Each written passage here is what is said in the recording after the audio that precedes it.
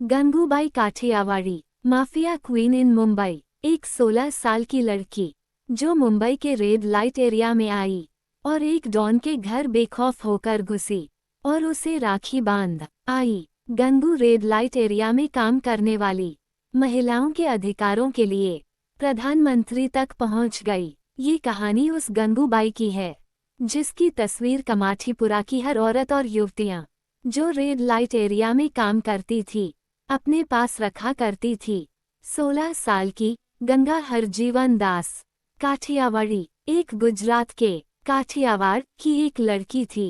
परिवार वाले बड़े इज्जत पसंद लोग थे और गंगा को पढ़ना लिखाना चाहते थे, लेकिन गंगा के मन में बॉलीवुड राज करता था और वो हीरोइन बनना और बॉम्बे जाना चाहती थी। एक दिन उसके पिता के पास एक लड़का काम करने आया, रमनीक, जो पहले से मुंबई में कुछ समय से था।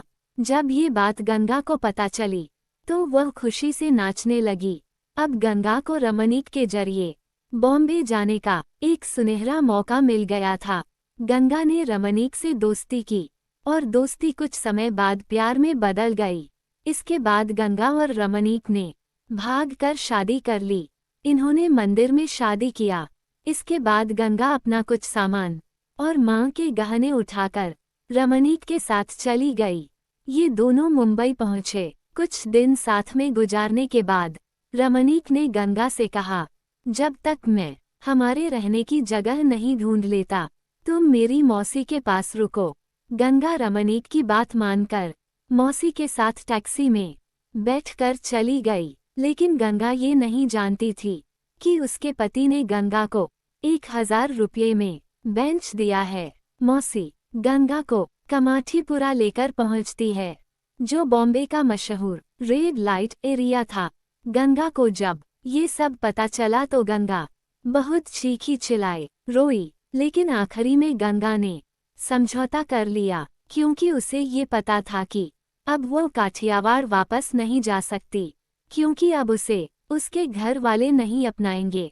बेइज्जती के डर से गंगा ने विरोध छोड़ दिया और वही वैशाली में रहना शुरू कर दिया। गंगा हरजीवन दास काठियावाड़ी अब गंगू बन चुकी थी और गंगू के चर्चे दूर दूर तक होने लगे। लोग जब भी कमाठीपुरा आते तो गंगू को जरूर पूछते थे।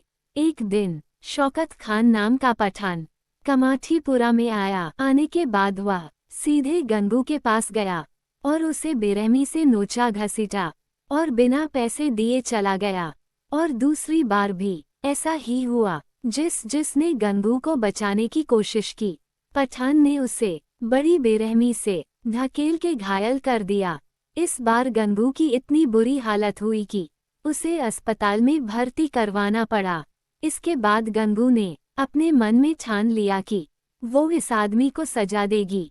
जानकारी जुटाने के बाद पता चला कि उस आदमी का नाम शौकत खान है और वो मशहूर डॉन करीम लाला के लिए काम करता है। उसके बाद गंगू रहीम लाला के घर के पास पहुंच गई और उससे अपनी सारी हालत कह दी। करीम ने उसे सुरक्षा का पूरा दिलासा दिया, जिसके बाद गंगू ने एक धागा राखी के रूप में करीम की कलाई पर बांध दिया और डॉन को अपना राखी भाई बना लिया। 3 हफ्ते के बाद वह पठान वहां फिर आया, लेकिन इस बार करीम लाला को अपने साथ ले आया। जिसके बाद करीम ने शौकत को इतना मारा कि वो अधमरा हो गया और करीम ने सबको चेतावनी दी कि गंगू मेरी राखी बहन है, अगर इसे किसी ने भी हाथ लगाया तो उसे छोड़ूंगा नहीं। इसके बाद कमाठीपुरा में गंगू की धाक जम गई और वह जिस घर में रहती थी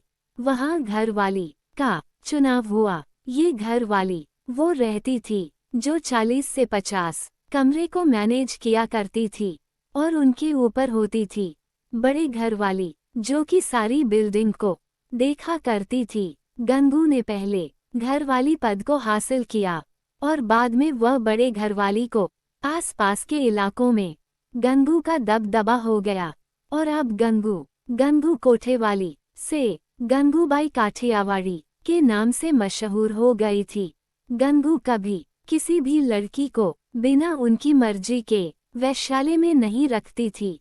जो छोड़ के जाना चाहते थी वो उन्हें जाने देती थी। वह वैश्यावृत्ति में धकेली गई। लड़कियों के हक के लिए लड़ाई लड़ती और उनके समान अधिकारों की वकालत करती। देश में वैश्यावृत्ति को वैध बनाने के मुद्दे को लेकर गंगूबाई ने उस समय के प्रधानमंत्री तक से मुलाकात कर ली थी।